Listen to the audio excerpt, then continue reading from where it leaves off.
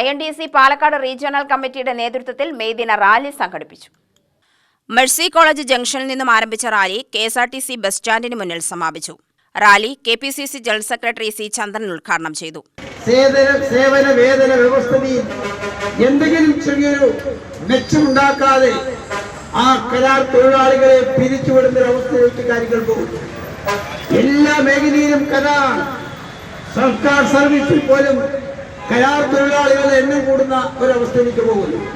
എല്ലാ കമ്പനികളിലും സ്വകാര്യ കമ്പനികളിലൊക്കെ സ്ഥിരം ജീവനക്കാരെ പൂർണ്ണമായും മാറ്റി നഷ്ടത്തിന്റെ പേര് പറഞ്ഞ് സ്ഥിരം തൊഴിലാളികളുടെ എണ്ണം കുറച്ച് കരാർ തൊഴിലാളികളെ നിയമിക്കുന്ന ഒരവസ്ഥയിലേക്ക് കാര്യങ്ങൾ പോകുന്നു.